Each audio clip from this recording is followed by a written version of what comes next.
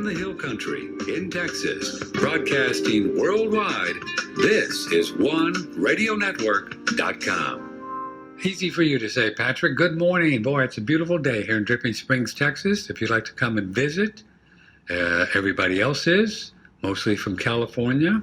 And we're raising our property values here just to make them feel welcome. So we're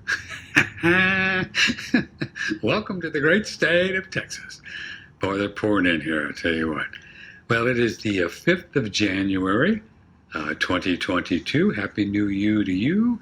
And we have a great day for you. Melissa Sell will be here for No Stop Stitching on at 1 o'clock Central Time. And she is into her thing of German healing knowledge. German healing knowledge. Really great stuff. And so we'll join her. On the Wednesday, the first Wednesday of every month, we talk to our good friend Fred Dashevsky of U.S. Coin Capital, former partner of Andrew Goss. Still partner, but Andrew's in a different reality, and we're still partnered up with him. I was just telling Fred I'm actually channeling Andy as I keep rewriting my screenplay. I can hear Andy in my head saying, "Oh no, here, try that." So he's helping out, and we do not have our 800 line this morning because it's just one of those crazy, hazy things in the country in the world of telephones. So we're working on that. It happens quite a bit. Fred is an interesting fellow. He's been studying the real world of money, and he and Andrew partnered up with a company called SDL. And after Andrew left us 3 years ago, that he's got with him. He's got his own company now. He's kind of regrouped the whole thing. And here he is to my political left, Fred Dashevsky. How you doing, Freddie? What's going on there in the great state of South Carolina, right? South Carolina. Wait a minute. Oh, let me turn on your microphone. That would be good. And, from my point of view, I'm on your right. So. Oh, yeah, well, what do I know, man? Left, right, center, it's all the same these days. It's all pretty swampy, right? Well, Happy New Year. I don't know. Happy New Year. We've become so politically divided, it's tough to say. You don't really want to claim to be on one side or the other. Man, I tell you what, you're better off being I don't even know if what would be a libertarian and love them both or something like that. Man, I tell you, crazy. Yeah. You guys pretty separated up there, even in Hilton Head. I mean, a lot of division with left and righty. Oh, absolutely. People are hardcore. One way or the other. They're either complete Democrat, and everything the Democrats do is wonderful, and everything the Republicans do is horrible, or they're completely on the Republican side, and the pro-Trump people, and everything about Biden is horrible, and everything the Democrats do is going to ruin the country, and there's no middle ground. It's one or the other. People seem to be extremely divided, and I find that problematic. But I think this has all been a rather large distraction that we've been fed. But we could talk about that for hours. Oh, you mean kind of distracting what's really going on? Well, sure. I think this division has become kind of nonsensical. I don't think there's ever been a time in American history since the founding of the Republic when any one party had all the right answers, and anybody could honestly say that, the other party was only making mistakes and everything they did was wrong. And, one party was going to save the country and move it forward and everything was going to be great and wonderful. And then the other party, if they were in power, everything was going to be ruined and destroyed and the country would be going down the toilet. That's never been the case. And until, 2 generations ago, we had a real working relationship between both parties where there was an awful lot of crossing of the lines and, Democrats willing to work with Republicans and vice versa. And that, slowly began to drift. I remember talking about that Venn diagram where they had posted how often the circles of Democrat and Republican overlapped in terms of times where in Congress, Democrats would propose a bill that Republicans would vote for. And in the 1960s, the overlap was about 3/4 or 4/5 of the circles. So, in about 4/5 of the cases, it appeared that nobody cared which party proposed a plan. If it was a good plan, they went for it. Yeah. And then by the 70s, from 45%, it went to 35. And by the 80s, it was 25. In the 90s, it was 15. And by the 2000s, it's 5. And now the two circles, they barely touch. And it's almost a Held it down. complete 100% division straight down the line. If a Democrat proposes something, no Republican will vote for it, and vice versa. And I think that's nonsensical. Yeah, it's pretty weird. This fellow, what's his name? Freddie Manchin, a Democrat. It's amazing that one fellow is holding Threw a up little this monkey whole. wrench in the works, didn't he? Yeah, I mean, is it this whole Build Back Better $3 trillion deal he's holding up? Yep, and successfully apparently. Yeah, So yeah. at least causing a pause there. And there's an instance of one case where one person has chosen to cross the party line, and look at the backwash, and look at the the amount of coverage it gets, because it's so unusual these days for anybody to do that. I mean, I'm not saying whether he's right or wrong, but God forbid somebody on the opposing side of the political spectrum should disagree with their party. It's oh my God, how could they possibly do that? But Yeah. they used to work together. I don't know what happened. Excuse me. Well, from a real money standpoint, though, and your teachings for us of the expansion of the money supply and the real cause of rising prices, I mean, I would think you'd be kind of in favor of not borrowing another $3 trillion to do, I don't know, God knows what in this bill. Well, sure. I think the problem is, of course, we've been spending our way out of every problem, and I do have taken a stand that I find that generally problematic, although there are times, I've pointed to certain projects of the federal government over the history of America that have been, very beneficial to the public, smart plans that maybe if we spent money on infrastructure and created jobs, that wouldn't necessarily be bad. Right. The problem is we tend to finance these things by creating more debt, and the government's deficit spending is greater than the GDP now, and that's not slowing down anytime soon. And the fact that we're 2 generations away from having had sound money in America is beginning to become a big fundamental problem, so much so that we have a whole generation of people that may never have even been aware that we used to have sound money that prevented a lot of this stuff from happening. You're talking about pre-71 when the dollar was actually, you could exchange it for gold overseas, but goes back to 33, technically. Sure, right? and even issuing sound money through the 1960s, I realize 1964 now is, we're going on 50 years, but still, the issue remains the same. We had a country that had a stable monetary policy for decades and centuries, and then, we slowly drifted away from it. And now, we experience these kinds of economies where, because we don't have sound money, it's allowed for a lot of other things to happen that have become huge problems in and of itself and have forced the government's hand. I think the Federal Reserve, for example, has found itself backed into a corner, unlike any time it has had in the past, because we've been financing the country on stimulus for almost 2 years now. You can even go back, if you want to say, since 2008, we've been playing this dangerous game, but it really accelerated 2 years ago when the pandemic broke. And now we face a real problem where the Federal Reserve has become a major force within the U.S. economy by stimulating economic activity for the last 2 years. And now they're forcing the economy to revisit this concept, because the printing of all that capital and the pushing of all that cheap money into the economy is now causing an inflationary problem, which, again, I was certainly not surprised by, but apparently caught the Federal Reserve people by complete surprise last year. So when you say stimulating the economy, we always have new people joining us. Explain to us what that means. So you have the Federal Reserve Bank, which is a private bank owned by the banks, and they have the option to stimulate the economy. How do they do that? And is it has it been pretty steady? Have they slowed that down? And so dig into that a little bit and explain to people what you mean by that. Yeah, to answer the second part first, they have started to slow down a little bit, but Okay. Normally an economy moves on its own volition. So you have economic growth, and the Federal Reserve basically would hide in the background and subtly adjust the interest rates that people would pay to borrow money, and that would be their mechanism for altering economic activity. So if the economy happens to be doing very well, and businesses are growing and the economy is really soaring forward, that might cause a little bit of inflation problems, like higher wage requirements and price increases.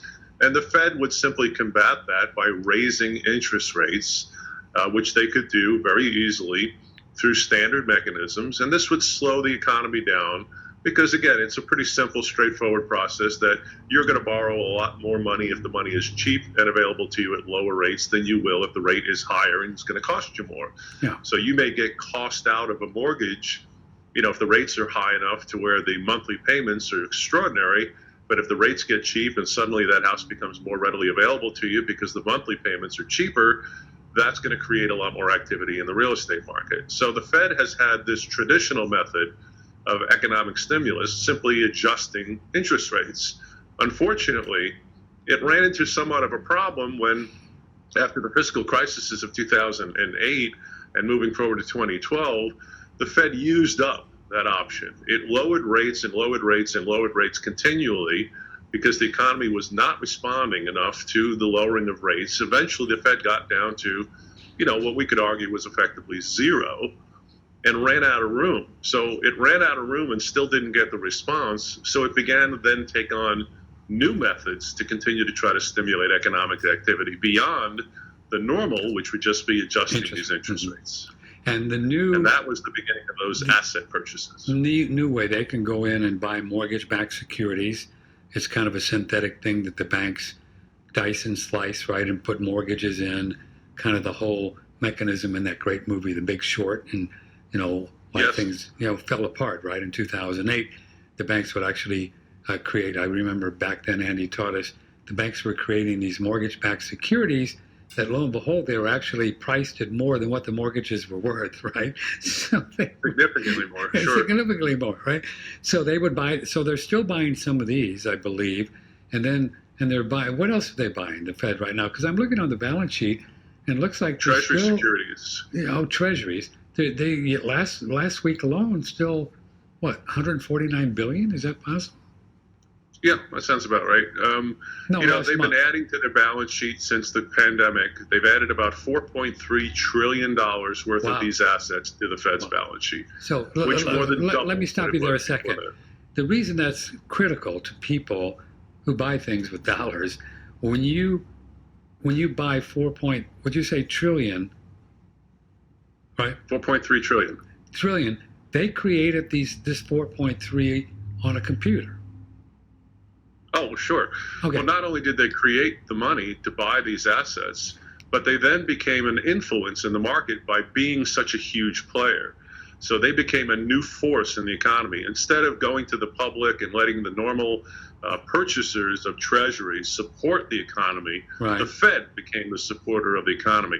Now, if the Fed is doing that, at a slow, small percentage of the overall economy, it's not terrible. But when the Fed becomes the driving force and the most prevalent force in economic activity, they are the only source now that's driving economic activity. That is seriously problematic because at some point, how does the economy sustain itself if the Fed stops playing the game, which it is now being forced to do because it now has to face the reverse of trying to lower interest rates. It now needs to raise rates, which it can't successfully do until it ends this asset purchase plan. So, but if they would stop buying treasury spread, wouldn't the money market boys and the pension funds and people, wouldn't they step up and buy these things? They don't have $4.3 trillion available to make those kinds of volume purchases, okay, right? Yeah, I didn't think about the that. size that the Fed is doing here is way beyond anybody's individual capacity, any government's capacity, any country's capacity. They're way beyond that level. They are, again, entirely driving an economic market by their own actions, and that is extremely dangerous to limit the market activity to one player. As big as the Fed is, they've become way too influential, and now it's creating a big problem because as they have to address this issue, they're being forced to take pretty dramatic actions, and if they make a mistake in how they deal with it, they can cause the biggest single problem we may face economically going forward, which is to overdo the rate hikes too quickly and create a recessionary problem. If they choke the economy and it begins to slow down too quickly because they've raised rates, they can't lower rates fast enough or have enough room to lower them to move it forward, and we'll end up with what they used to call in the 1980s stagflation. And why do they have to raise rates? Well, inflation is beginning to rip through the economy at a rate no one's seen since the 1980s. Consumer price indexes by the end of last year were pushing almost 7%, 3 times what the Fed had expected at the beginning of last year. They thought they would be at 2.2 or 2.3%. They ended up the year at almost 7, or pushing more, depending on how you want to do the math. So all the inflation that's been created by the Fed's intervention into the economy is beginning to take hold. Mm-hmm. So, the Fed can intervene, and when they become such a big player, it does come at a cost. And the cost is flooding the streets with cheap money to move an economy forward will create motion of capital for a short period of time, but it also results in higher prices.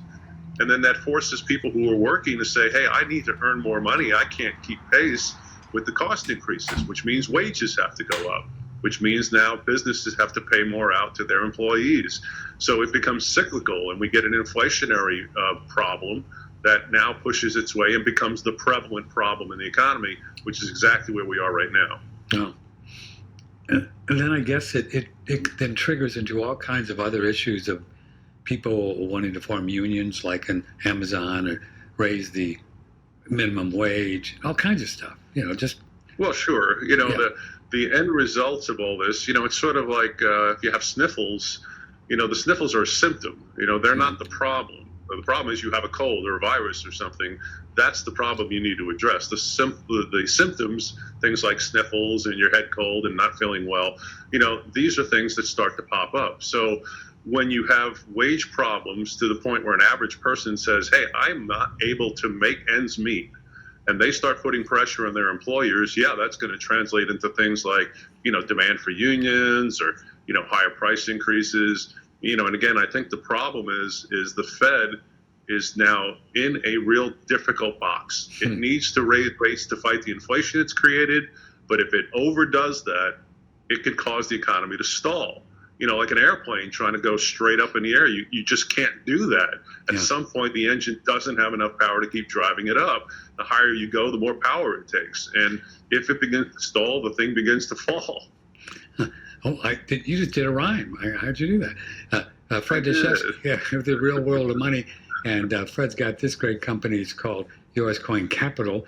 And he buys and sells gold coins for a living, all numismatic coins, and not all collectibles. He has currency silver, which is dimes, quarters, halves, and we'll talk about that. There's a lot of people out there on the interweb, YouTubies and stuff, talking about, boy, get some silver. So we're going to talk about that before we go. But here's his number if you want to call him, 800-878-2646. But what's the difference, Fred, today with the 70s when gold, it went all the way, I guess, from $50 in the early 70s up to $850. If I had my calculator here, I could tell you what percentage that is. What's the difference today during that period when Jimmy Carter was there and we had massive inflation? It was stagflation, right? Stagflation. It was stagflation, which, again, just for those that are not familiar with that terminology, there's a market where inflation is growing and growing and growing, but the economy is not. And that's a big problem. Yeah. Okay. Now, again, if an economy is growing, let's say the economy is growing 10% a year. Okay. So that means that, new growth in the economy, manufacturing is increasing, and new products are being made, and businesses are starting up. Well, if the monetary expansion continues, but it's about the same as the economic growth, the end result to an average person is somewhat negligible. You get an absorption of that inflation by the economic growth. Mm-hmm. But what happens if the economy is stalled at zero growth, but the money supply and money availability keeps growing? Well, what happens is you get an economy that stalls, and yet the money supply is still increasing. So you're getting a rapid rate of inflation increase without a subsequent growth in the economy. That is a dangerous combination, which is what the Fed is facing now. And potentially the Fed may plummet us, like that airplane, into a recession if it does overdo the raising of interest rates to fight off the inflation it's created. I was, humorously surprised by the Fed the end of last year when they spent the entire year denying inflation existed. Right. until the numbers were so clear and evident they couldn't keep that up anymore. So then they then switched and said, well, it's okay. We do recognize there is inflation, but we think it's going to go away on its own. And that didn't work. So then they said, well, we think that this problem can be resolved because we can raise rates quickly if we need to. But nobody really thinks about the idea that raising rates is like slamming on the brakes in a car. It is not a smooth transition. It is a blunt instrument. And if overused, can cause more trouble than the benefit it's supposed to create. And I think we are in that position right now. Yeah.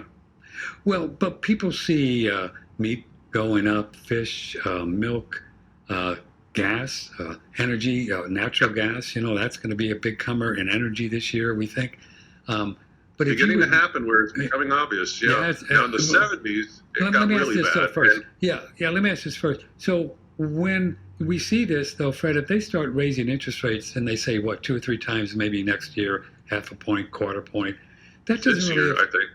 6? Well, that doesn't... Is that going to... The prices of meat and gas is not going to go down. No. But again, by slowing the economy down enough, they can kind of curtail the rate at which these price increases happen, right? So they can kind of fight it off going forward. Again, if they can slow down how much you purchase, then they can keep the price increases from becoming a bigger problem. It's an interesting balance to try to slow an economy down enough to keep prices from increasing, right, but don't slow it down so much that you send it into a recession. And that is a very tightrope walking game that is very easy to fall off the one side or the other. And now, when you mentioned the 70s, you're going to talk about that. In the 70s, we had this massive monetary expansion, and it occurred right after Nixon had released the standard of gold and silver against the dollar. So we did have a different cause at that point. But the response at that time then was to raise interest rates, which didn't slow down the economy enough. So they kept raising them. And eventually your interest rates got up to 15, 16, 17%. Wow. If you were borrowing money to buy a home in 1979 or 1980, you could have paid 17 or 18% interest on your money. Wow. I talked to somebody yesterday who refinanced his house at 2.1%. Now, right? Probably 15 year. Yeah. So imagine the difference between paying 18% versus 2%. On a $400,000 house, it's a massive difference on a monthly mortgage payment. Yeah. And then at the same time, when it went to 15, is when gold topped out at 850 from the low of 50. It skyrocketed. Well, everybody in Europe dumped U.S. dollars because they had been stockpiling them through the 1960s and early 70s because they've been promised that the U.S. dollars would be gold-backed or silver-backed. Right. And then they were informed that, hey, from now on, we're not backing this dollar anymore. And people that were holding dollars said, well, if you're not going to back them with gold and or silver, and you're just going to have a fiat, well, I'm out. And they dumped their dollars. They started buying foreign currencies. And all these U.S. dollars floated back into America at such a huge pace that it flooded the streets with money, and that forced the Fed to raise rates. And that's when, gold skyrocketed in response. So that really was the point of no return for the whole inflationary period of the 70s, was Nixon taking the dollar off the gold standard. That was the... Oh, yeah, that was the kicker. I mean, that was absolutely the kicker. Wow. After that, since then, what we've done to create more inflation has actually just been government deficit spending. Mm-hmm. So, we went from a relatively controlled government spending to where, it was a small percentage of the overall GDP of the country. So it was manageable, but it got past manageable. And then we started getting this doubling effect. So starting with, I believe Ronald Reagan, it was the first one, he spent more money than every president had up to him combined in his term. Deficit spent that much. And then that was followed by his predecessor, and it continued to every president up to now. So we have continued this process. Every new president since Reagan has spent more money than every previous president has. And by doing so, they're creating monstrously large amounts of inflation in the economy, but it's spreading out over a period of time so that it's a little less obvious than it was, in such a short-term spurt like it was in the 70s. So today, what are we deficit spending? Not we, but the government. 123% of GDP. So let's see, what is GDP about today? Don't know what that number is exactly. Well, but we're deficit spending about 1.5 trillion a year. Is that correct? Close? I think it's a little bit more than that, but Is it? yeah. So the current GDP right now, according to the last numbers I saw, Yeah. the government deficit spending is about 123% of the current GDP. So if the GDP is, 5%. 1.3 trillion, we're deficit spending 1.5 trillion. I see. Okay. So that's weird. So It I is see. weird. It means that, we're spending so much money that every dollar the economy earns, and that's not all profit that we can use for whatever we want to use it for. It's everything of the output of the economy combined. We are deficit spending more than what we are producing as a whole. That would be the equivalent of you taking your gross income for the year, Right. adding about 23% to that figure, and that's how much you're spending in the same year. Oh, that So doesn't. imagine if you were spending 123% of your income every year. Where would that put you in 3 Yeah. years, 5 No, years? I just have a big credit card bills. Right. Yeah. Yeah. And Yeah. how do you pay that? You How do you don't. pay that over the years? Right? Yeah. At some point, you run Yeah. out of money. Right? Yeah, But yeah. now, if I was the Federal Reserve and I stood behind you and I said, "Don't worry, Patrick, Yeah. if you're spending more than you take in, I will loan you money, and you just pay me back whenever you can. But in the meantime, I'll own a little bit more of you and a little bit more of you, but I'll loan you the money, and we'll Yeah. just continue this forever and ever until one of us falls off the planet." Yeah. Fred Dashevsky's here on the first Monday of each month. We are live here on the 5th of January. Our phone lines are not working this morning, but if you'd like to ask him a question, we have a couple here, is just email me, Patrick at oneradionetwork.com. So at the risk of throwing you a softball underhand, because this is what you do for a living, it's pretty, this is what Andrew and you guys have been arguing for years, that good, solid, real money is a hedge against this, right? It just is. It is. It's unfortunate we even have to look at anything like this. We shouldn't have to fight the problem of a dollar within the United States being constantly manipulated. It was never intended that we were supposed to face that as an issue. We have bigger problems to deal with, and if Congress could curtail its spending or be controlled by some fixed limit, we wouldn't have these problems. But unfortunately, Congress can't control itself, and it continues to spend money it doesn't have, and we continue to have to print more to make up that balance, which continues to erode the value of the average person's wealth. So, you're sitting on money in a checking account, but that money is buying less and less because it's being diluted by this additional printing of capital. And while the Federal Reserve is going to slow down its asset purchases, this economic expansion and spending of more money than we are bringing in is not slowing down.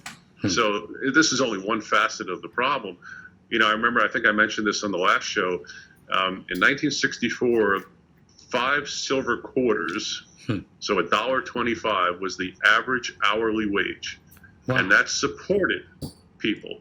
$1.25 supported people. Now, if you took those 5 silver quarters today and simply melted the silver in them, you get about $14 worth of silver. Is that right? In other words, at the hourly wage rate, the purchasing power of 5 silver quarters has held up over 50 years. Isn't that cool? It'll still sustain itself. Isn't that cool? So you could take 5 silver quarters, which is what, pre-65, melt those puppies Correct. and get about $14.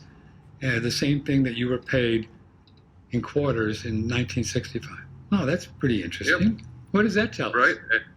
Well, it tells us that there's a various difference, and it is beginning to diverge between the value of the paper dollar and the value of pre-65 coins. And that's because the pre-65 coins are legitimate sound money. They're not based upon, the good faith and credit of a government. They're based on a sound principle that there's an intrinsic value in the metal that they're made of. And of course, now in 2022, we have to recognize that we don't have any more of these quarters being produced. We haven't minted them even since 1964. So that supply of them being already fixed in time and can never be expanded allows for them to continually grow in value over the years, not only because the price of the metal they're made of is increasing, but because that supply-demand characteristic is adding to their value a little bit each year as well. as these premiums continue to grow, those people who own silver coins are benefiting in both directions, both from the increasing price of the silver and then also the increasing additional value they have as a fixed supply commodity. But the silver price has been pretty punky. So if that thing ever goes up, the pre-65 quarters and halves, and they're going to be worth a lot more, right? Yeah, quite a bit more. Quite a bit more. Yeah. You know, we experienced a number of instances in the last year or two where supply and demand characteristics got very tight, and silver quarters and dimes and half dollars were almost unavailable for weeks at a time. Really? And the premiums exploded until that resolved itself, and it happened quickly. And in some cases, it's settled a bit, but we're still significantly higher than where we were a year ago and 2 years ago. And I think those premiums will continue to climb. And I think people should be stash piling away right now. Silver quarters, dimes, half dollars, American gold coins issued before 1933, because I think the gap between what they are worth today in U.S. dollars and what they'll be worth in 5 years in U.S. dollars is going to get wider and wider, because I think the U.S. dollar is going to perpetually become much more inflated as we experience the end result of how we have dealt with these economic problems the past couple of years. Right. So the pre-65 quarters, dimes, halves, and silver dollar. Silver dollar. Well, you can tell me about silver dollars, but this is a nice way for people to get in with not a great deal of money, right? Without purchasing a St. Gordon's 1929, which is a couple $1,000, right? Sure. You know, we have a roughly $1,000 minimum order, but, you know, you could buy silver quarters for $6.30 a coin or so. You know, they're affordable. And if somebody can't afford to work with us, they can certainly find resources to pick up small quantities. But I think people should be stash piling this. You know, again, what concerns me is we have a whole generation of people who are growing up in America who never lived when there was a sound money system in their country. They've never experienced what it was like to have sound money. So, you know, they will become accustomed to the idea of their dollar losing value.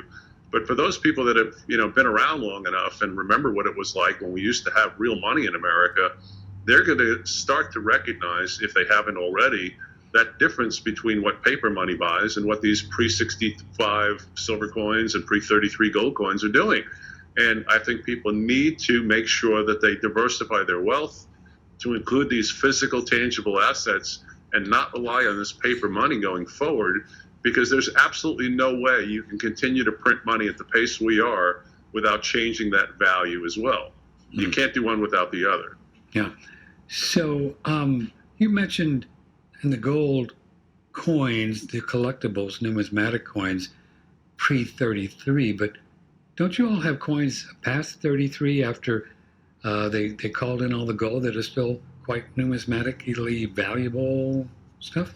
Well, no gold coins were minted after 1933 until 1987. Ronald Reagan said it had been 50 years, and he thought that the U.S. government should go ahead and compete in the world market for gold coins. You know, Canada had been producing the maple leaf, and Australia had been producing gold coins, and there were various gold coins around the world, you know, that people were sort of forced to buy because there was no American alternative. So in 1986, Ronald Reagan began a program called the American Eagles, and then in 1987 and 86 as well, the U.S. Mint did produce a few small gold coins to commemorate things like the Statue of Liberty, or 1987 was the anniversary of the U.S. Constitution, and 1989 was the anniversary of Congress. And so they did produce a few gold coins in those days, but they were not minted with the intent that they would be used as money. So they were more of a commemorative coin in that sense. Right. The American Eagles were actually a bullion product, although they were given a sort of a tender status, this sort of nominal status that they were assigned, so that they did carry a face value. Like a silver eagle, it is $1, and the American gold eagle is a $50 coin, but they're not legal currency in the same respect, and they're treated as bullion, which I'm not a big fan of because of the federal regulations that have been imparted on that product line. I find them particularly annoying, so I prefer the pre-33 coins. But technically speaking, in 1986, 87, 88, 89, 91, there were a handful of these modern, we refer to them as modern gold coins that were produced. So what's the difference between the way the Gov, the one we love, and the IRS and everybody approaches bullion coins and numismatic coins like what you sell, the numismatic? Well, they are trying to control the markets for everything that people might do as an alternative to the dollar. So, they try to prevent people from hoarding large amounts of cash by instituting the 1099 rule. You can't withdraw or place $10,000 in a checking account without reporting that to the IRS. You can't conduct commerce in large quantities of cash without reporting to the IRS. They saw people going into the bullion world, and they said, well, we don't know who bought gold in the past, so what we're going to do is regulate the sale by creating a new kind of environment where we will refer to all these things that were not legal currency of the United States. So that would be all the Krugerrands and the Maple Leafs and the 1 ounce eagles, all the bars, and any round form of gold or silver that wasn't actually a coin minted by the government for currency. And we're going to call that bullion, and we're going to regulate that market, which means if you are a seller of that product, you have to be prepared to give out private information to the dealer that is buying. You have to give him your social security number. You have to recognize he's filing a 1099-B with IRS with your name, address, social security number, and what you sold. And you better make sure that that shows up on your IRS report as income, because it's going to be reported by the dealer. Indeed. And they force the dealers to not only follow these rules, but they take it one step further and put us under these anti-money laundering rules. So they now are forcing me to say, if you are selling me bullion, that somehow I know that the money that you used to buy that product somehow came from a legitimate resource. And if it turns out it didn't, I'm subject to violations of the law because I allowed for money laundering to occur through my business. Oh, good. So they're regulating the market terribly. Now, the pre-65 silver coins and the pre-33 gold coins are not involved in those regulatory transaction reporting requirements, which just simply means you retain your financial privacy. And if you sell me a bunch of $20 St. Gaudens, I write you a check, and that's where it ends. It's up to you to report whatever you gained or lost, but I'm not forced by federal law to provide all that private information to any government agency. Yeah. Wow. So it's like you're a doctor operating without insurance. It's great. It's almost like you're Yeah. Same kind of principle, right? Why a lot of docs, people ask me why I don't want to sell them $100,000 worth of bullion. I'm like, well, the problem is that as soon as I cross a $50,000 barrier, buying and or selling combined within a calendar year, everything I do at that point is regulated. And that now puts me under that auspices to follow all those anti-money laundering rules and all that federal nonsense. Yeah. Wow. I just don't want to deal with it as a company. I prefer the privacy of original gold coins. But I think the additional benefit to the original coins is the fact that there's a fixed supply of them.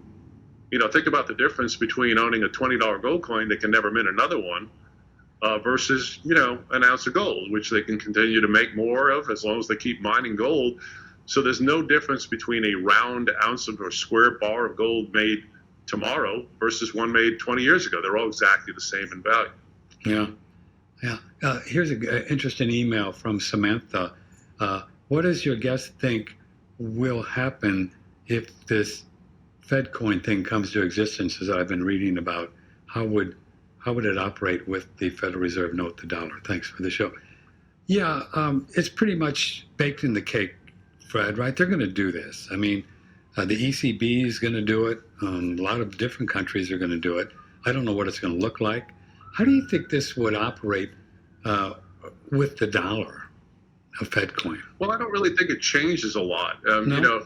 If the Fed goes to, let's say instead of writing checks to Social Security recipients, or in the case of pandemic money, where it was sending out checks to people literally by mailing checks, Sure. having the Treasury Department, issue a physical check, dropping into the mail, shows up in your mail, you deposit the check in your checking account, and subsequently, like magic, whoop, you have additional blips in your checking account that suggests you now have more money. Moving to a Fed coin simply solidifies the process. They could increase the supply of your money in your checking account electronically and not have to go through the process of physically printing the dollar, creating the check and sending it out. What I think it does is two things. I think it accelerates the rate at which they can create money. But number two, I think it takes away any privacy that we would have in money transactions, because everything then would be visible. directly to the powers that be. Is the Fed coin? Are you saying? Now maybe I'm misunderstanding this, Brad Dashevsky. Yeah, that the Fed coin is simply going to be a dollar, but it's just digital. I mean, the dollar is all digital now. That are you saying the Fed coin is only going to be different because of the way they can send it around? I think in the end, that's really the only difference it's going to create. I don't really see it feels doing like anything. It's going to be different than that to me, but I don't know. I just don't know that it's going to really effectively change anything. I think the thing that we're going to lose is transparency. Yeah. And I think, again, we lose a lot of control. I think a lot of this is about control. It's about, economic control. And we can get into the broad concepts of, why have we allowed a central bank that's privately owned to do this to the U.S. dollar? I think it's about deteriorating the wealth of the common person, to keep them from standing up against what they don't want us to pay attention to and be aware of. And I think these concepts of digital coin just simply perpetrate the same process and just move the technology forward a little bit. But in the end, I really don't think it changes a lot, except, again, in transparency and in the rate at which money can be printed.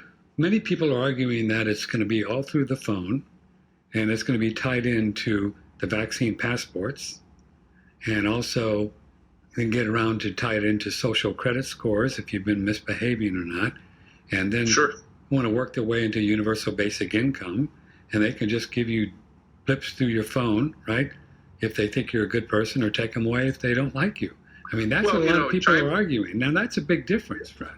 It is a big difference. And, China is a good example of that. They're already applying this social engineering, right? That's what they're doing. So, they're already applying this sort of, I forget what the terminology they're using, but they apply this sort of social credit score, personal social score to you, right? Yeah. And they say, okay, Patrick, you're a good person. You're not, publicly stating anything against the Chinese government. And, therefore, we give you a higher score than if you were actually vocal about issues against the government. And if you are vocal against issues of the government, well, then we may lower your score. That might make it more expensive for you to borrow money, or, again, theoretically even prevent you from making purchases, stop you from buying property, causing all sorts of economic problems by a method of control. I think that is excessively dangerous. Money should never be used to control a populace. You think? Whoa, yeah, indeed. Here's another great question. Andy mentioned this, and I haven't talked about it a bit. It's a little bit, and it's on our screenplay. But from Morney, that's a great name, Moray, or something like that. Does Fred ever think that Andy talked about long ago? I sure miss him. Yeah, so do we. Means testing for Social Security, where they'll get to the point. I'm just explaining what means testing is, to say, well, Fred, you're doing fine. You get on Social Security, but you don't really need it, and the whole thing is kind of busted anyway. Do you think they're going to ever do that? Well, I would say there's a good chance that they may have to, because they have to address the problem of this gap between what they're telling us and what is. Yeah. The difference between reality and the illusion, right? So the illusion is there's money in the Social Security fund, and as you age and get to that level of age that you're supposed to now get your Social Security payments that you have diligently contributed to your entire life, not by choice, by the way. You didn't ask for that money to be snatched from your checking account every week. Choice. I'm glad you threw that part in there. Yeah, it's been a forced coercion from the beginning, hasn't it? It's a tax. With the promise that in the end, the rationale was, yes, we recognize we're stealing your money today, but you're going to get it back later on. Well, the problem is the fund that was supposed to hold those dollars has been depleted, because the government chose at some point, because of this ridiculous overspending problem, to tap into that as a resource when it became desperate. I see this going forward in the sense that if they become progressively more desperate, they may not be able to fulfill their obligation and may be forced to look at options to deal with that. Now, every political party recognizes Social Security is what they call the third rail of politics. Don't step on it. It will kill you. Do not tell people they're not going to get their Social Security payments. Yeah, you're dead, right? If you tell them that your platform includes addressing government spending by curtailing the payment out of Social Security recipients, you're not going to get elected, right? So if they refuse to deal with the problem on its outset from that point of view, they're beginning to have fewer and fewer options. And at some point, it may become absolutely necessary. They may not even have a choice. They may have to recognize, just like where the Fed denied that there was inflation all last year and then finally had to give that up because reality sort of forced their hand. What happens if the public realizes that the Social Security fund is bankrupt? Yeah. What happens if everybody turns around and says, hey, we don't believe you have the money? Yeah. So I think, I used to know the number. I think the government is chipping in about, I don't know, 130 or so billion right now just to cover Social Security payments. I believe that's close. I'll have to check that. That sounds about right. Yeah, there's no money in the fund. No, there's no money in the fund. Non-marketable securities, right? Every check that goes out has to be created because it doesn't exist. Why couldn't they just continue just to borrow more money from the Fed to cover the Social Security, and they wouldn't have to raise the rates or raise the taxes? Well, then they first have to admit that they lied. They'd have to admit that the fund was broke. That's true. They'd have to admit that for the past 20 years that they've been lying to the public about the fact that the Social Security fund was fully funded. They're not going to do And that. once they fessed up to that, then they could turn around if they don't create a panic, because that's the last thing they want to do, Right. and then address the problem. And I think that's it. It's like these problems the Fed is facing with raising rates. You don't want to create a panic by your actions. And the problem is because we have been mismanaging our economy for so long, these problems are massive now. They're not minor. They're massive. They're enough to completely destroy the economy if they're mishandled. So the Fed has got to be very careful. And I think the government faces the same problem. The last thing they want to do is tell the public, remember that Social Security trust fund that we promised was intact? And that the funds were there, and that, we guaranteed that you get your checks at the end of your lifespan. Well, guess what? We don't have the money. No. Yeah, that's the last thing they want to do, right? That's the last thing they want to. Well, this is a real kabuki theater. I mean, but are you talking? Is this really big deal right now, or is this unprecedented with what's going on, Fred?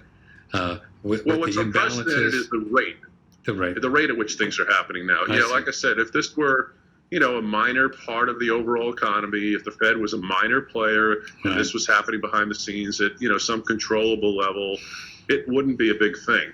But the money supply has expanded, 13% year over year the past 2 years. It's up over 36% since 2020. And that is a monstrously large increase in supply of money being printed against an economy that has only grown 3-4%. So we're not absorbing this massive amount of money. And because of the size of the problem, it is a big issue because it is deteriorating the wealth of the public at a much more rapid pace than ever before. And public around the United States is waking up to this because of the sniffles. In other words, they don't recognize yet they have a cold, but they're starting to see the symptoms. Price increases are a symptom of an underlying fundamental problem, which is that the money is being deteriorated and it's forcing other things like a cascading state of events, dominoes knocking each other down, and that's becoming clearer. So it is a big problem, and it's a bigger problem than it has been in the past because of the size of the volume of which we've created money to solve these most recent economic problems. And let me say, what happens going forward if there's another economic problem that comes out? How would we sustain any kind of real economic issue when we're barely able to manage what we've already created as a problem in the past and we're still addressing those? I worry a lot about that. Yeah. So I don't understand this. So I just pulled up the U.S. debt clock. This thing has been at 29 trillion for a year. They're cooking the books on this. They're not putting all this money we're borrowing on this debt clock. No, I think it'll be a lagging thing. It'll catch up in time. But, sure. I don't think that number includes everything that you and I have discussed. We don't even have to get into the offline budget item variables that account for probably 100% or 200% more of debt that's out there that we're not even really paying attention to because it's not due today, which is sort of a nonsensical way of viewing This things. debt clock is a certain parameter of what they got to pay out every day. What they're counting. What they're counting, right? I see. So that's why the $4 trillion that's been created and borrowed this last year or 2 years, it's not on there. Is that right? No, because it's been hidden, on the balance sheet of the Federal Reserve. So, we've slid the shell with the P in it. We've sort of, we've moved it over. So you picked up the shell and, no P. I guess no everything's P. okay. It's somewhere else. So until they pick up the right shell and find it, I see. Yeah. they don't see it. It doesn't exist. I'm looking at the it's the Fed's three-card balance money sheet. game they used to play in Manhattan, where they put the queen and find the queen. Where's the queen? Nope, you got the wrong card. Right there. Nope, nothing there. That's what they call it, a shell game. I'm looking at the Fed's balance sheet right now, 8.7 trillion. Yep. Moving right up, pushing baby. $9 trillion. Whoa. Unbelievable. Have you ever seen anything? There has never been like this, right? No. Never. No, there's never been a Fed balance sheet this large. And, it's a problem because the Fed, again, is now such a big player in the economy. They're not supposed to be such a driving force. Right. When the Fed itself is responsible for so much of the movement of money in an economy, we become very reliant on them to do everything right. And the Fed has a horrible track record Right. of waiting too long. They should have stopped their asset purchases last year. They haven't done that yet. They should have started raising rates last year. They haven't done that yet. They're talking about March is the first time they'll do it this year, and accelerating the rate at which they raise rates. But I think the Fed is way behind the curve, and that's going to force them to be more dramatic, and the impact of their actions will be felt a lot greater in the economy. And again, my big fear is if they overdo it, and by trying to slow the inflation they've created down, if they overstep and force the economy to not only just slow down, but maybe slide into a recession, they have no way of addressing that as a problem because rates are already down to zero. Let's unpack that a little bit. That would be raising interest rates too quickly or too much, which would just kind of just slug the whole Stall thing the up. economy. Stall the economy. Yep. And then what you're saying, if that happens and we're in a recession and interest rates are higher and people maybe don't buy as many homes and the whole thing, then they've got nowhere to go, you're saying? Yeah, because they don't have enough room to drop rates enough to move the economy forward. You need a little bit more than a couple of quarter-point rate drops to get an economy to stimulate an economy. So if the rates are effectively at zero, Right. and Which they raise rates today. a couple of which is about where we are. Yeah. The Fed's fund rate, I had thought it would be about 1.8% by the end of the year. It was about 1.7, so I was off by about a tenth. There's just not a lot of room to drop those rates, which is what you normally do when an economy stalls. If we had rates at 8% and the economy began to drift and stall, well, you could drop rates a full point, 2 points, 3 points if you had to. And that would make a dramatic difference on the borrowing cost of money. But when you're down at about zero, when a 2-year note and a 5-year note are paying about 1%, Is that all they you pay? just don't have a lot of room to go down. I'm kind of losing you a second. But I'm thinking, say, when you say raise the rates, Fred, you're talking about the federal funds rate where the banks, what they get borrow from one another, right? In the Fed, it's about 1.7 or whatever now. If they start raising that, doesn't that give them room then to drop it back again if they stall? I'm kind of confused. No, you got it right. Except Okay. the problem is it takes more than a couple of quarter-point drops to move an economy forward. I see. You might be able to slow it down a little bit by raising rates at all because there's this perception that the Fed is on top of the problem. And it's more about that than the reality in a lot of ways. It's about, do you feel as if the Fed has good control and they're addressing the problem and they're managing it properly? Even if you don't believe that it's going well, if you're confident that the Fed is on top of it, you'll be okay. But if you lose faith in the Fed, it becomes a big problem. And unfortunately, you need more than a couple of small quarter-point rate drops to kickstart the entire economy. So they don't have enough room, if it does stall, to drop rates enough to make any significant change. John is in Seattle, and he's not sleepless, but he wants to know why gold and silver prices aren't going much higher. He said, I look at them every day because I have some gold and silver. They don't seem to be going anywhere. Thanks for the show. Yeah, they've been kind of hanging out all year at this price, right? What's up? Yeah, pretty much. We're 18 and a quarter or so today for gold, and maybe 23 and change on silver. It is creeping up, but it hasn't really responded dramatically.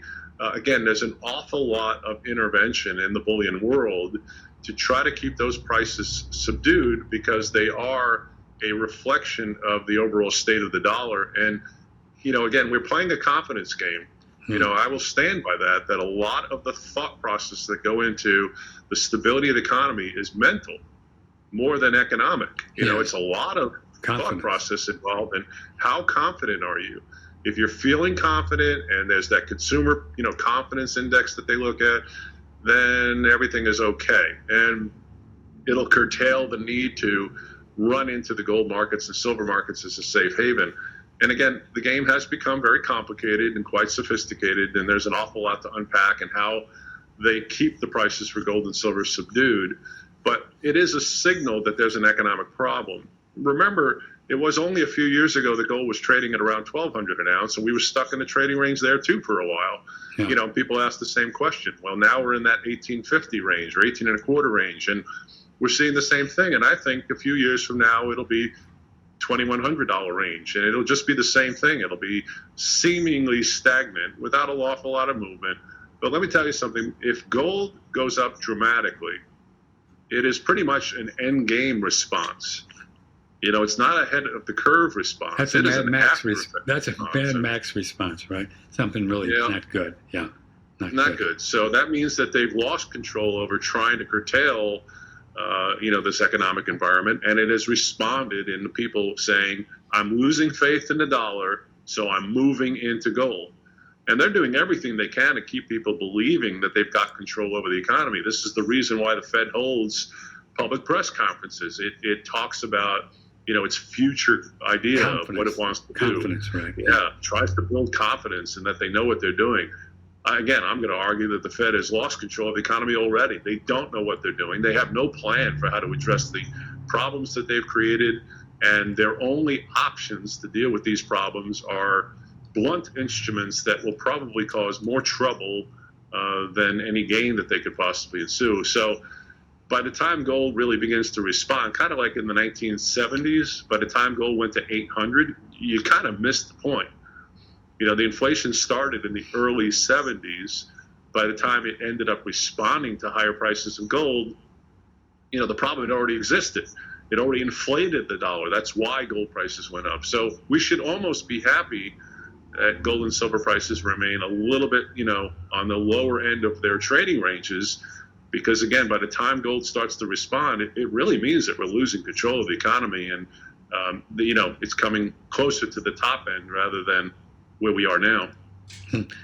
We're talking with Fred Dashevsky. He is the head guy there at U.S. Coin Capital. They have a nice little team, and they'll work with you. If you'd like to give them a call, 800-878-2646. All of his people are well trained, and they've been with the company, and they know what they're doing, and you can talk to them. And you guys take time to talk to people about stuff, right? No problem. Absolutely. I've been a big fan of education since we started. I always thought that the best thing that we could do was to make the public aware of the true nature of how money works, which is why, the program was called The World of Money and The Secret World of Money, because it was something that was behind the scenes. A lot of people did not really have information about. And again, as I talk to a lot of younger people, and when I say younger, even in their 40s and younger, we are talking with a lot of people that never have lived in a time where America had sound money as part of its national currency. So we have to educate an entire new generation about why we had sound money in the first place, what the rationale for owning it today would be, what the problem with not owning it is, and the fundamental issue with having fiat currency. So we do spend a lot of time helping people get to that point where they have an understanding.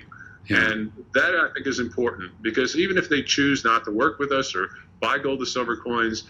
I think if the public is at least aware of the way the markets really work, they can make better and informed decisions, as opposed to otherwise they're running blind. I mean, if they happen to make money in something, it's almost by luck rather than design. Yeah, yeah. Well, that's good. It's great that you're able to do that and still make a living. I mean, most places don't do that, right? They just want to sell you stuff because that's their model. But you guys have never been like that for 30 years, right? You know, when you guys were together with Andy, you were always, you know, I guess that was something you and Andy just kind of came up with. You know, I was wondering, I've been wanting to ask you, there's about $1 trillion just in Bitcoin. In Bitcoin.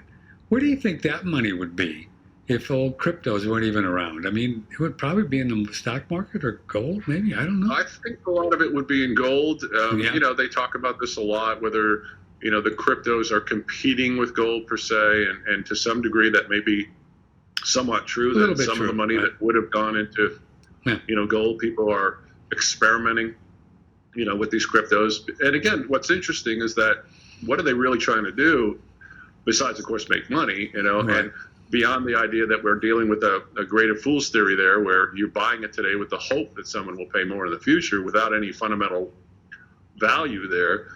I think the thought process goes to, why are people looking at any alternative to the dollar?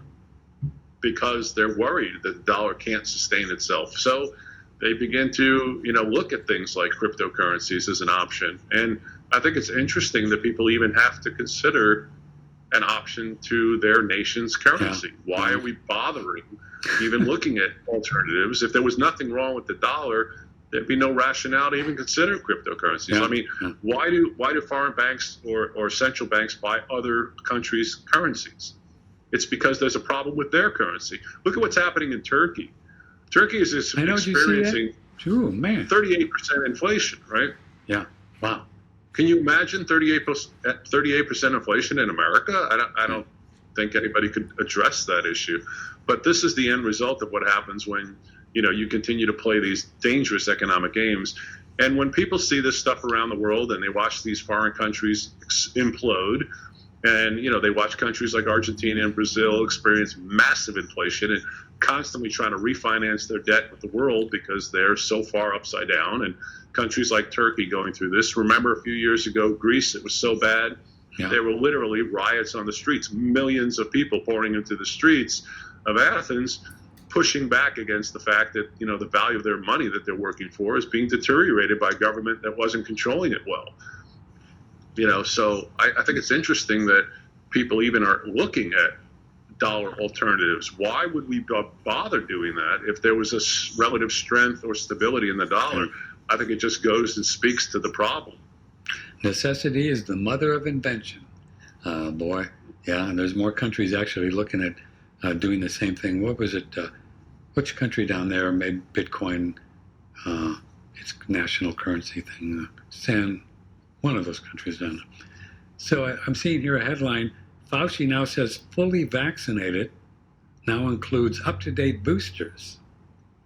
So no, they're not letting go of this whole vaccination thing, boy. They want to get people vaxxed up. And this is going to be a big cultural and I think financial stuff too going on with, you know, who knows how many people won't go to restaurants without, you know, because they want to be fully vaccinated. I mean, it's a big deal in some cities. You know? It is a big problem. And, you know, these are the kinds of things that a couple of years ago we couldn't have expected. That's we had enough economic problems coming into 2018 that, you know, who saw this coming, right? Right. And this is what really worries me, is that we're not stable enough to sustain anything that happens going forward here. If there's any other economic disaster, like you know, an Evergrande in China, you know, where their real estate industry there is experiencing massive problems. We couldn't sustain something like that here in the United States. So, you know, we have to hope and pray that along with addressing the monstrous size of the government debt and the deficit spending that we continue to deal with, and the printing of money by the Federal Reserve and their actions and their, you know, addressing inactions and actions, and maybe overdoing it or not, and watching this tightrope walking effort by the Fed and hoping they don't slip and fall and all of that. We just have to hope that nothing else happens going forward, because we're pretty much pushing the envelope pretty hard. Well, the way it's going, something new is happening every day with this, wanting to, this whole, virus thing and vaccines and Sure. tests and crazy, airlines. And there was a big Supreme Court decision, should be out, I think, in a week or so, that they're going to decide whether the Biden mandates are relevant for businesses, with over 100 people. So that'll be a curious thing. Well, just when you thought it was safe to go into the water, baby, it's all it's always something, isn't it? Yeah, man, we got our work cut out for us in this country for sure. Well, kiddo, thanks for being on the show. It's always fun having you. You can call Fred. Let me put up his little sign here, 800-878-2646. You guys Monday through Friday, right? What kind of times? We are, yeah. We try to take the weekends, although if we can be reached on the weekends. But generally speaking, our regular office hours, where we're available at least to speak with people, Eastern time, 10 to 5, Monday through Friday, are our available office hours. Yeah. Well, Happy New Year ahead of your staff, and let us know if you need anything like coffee, ammo, sugar, whatever. Just let us know. We're good. Oh yeah, there's going to be a couple Supreme Court decisions I hear on the Second Amendment thing too. Big time coming out in the next few months. So it's going to be a busy year for the Supreme Court, and we're just going to see how swampy or not they are. And let's cross our fingers that they're not too swampy. All right, kiddo, thank you. We love you. Thanks for being here. Appreciate it. My pleasure, Patrick. Love you. Good to see you, and best of health for everybody in 2022. I hope it's a healthy and successful year for everybody. Attaboy. There you go. Thanks, Fred. Bye-bye. Take care. Fred Dashevsky, The Real World of Money.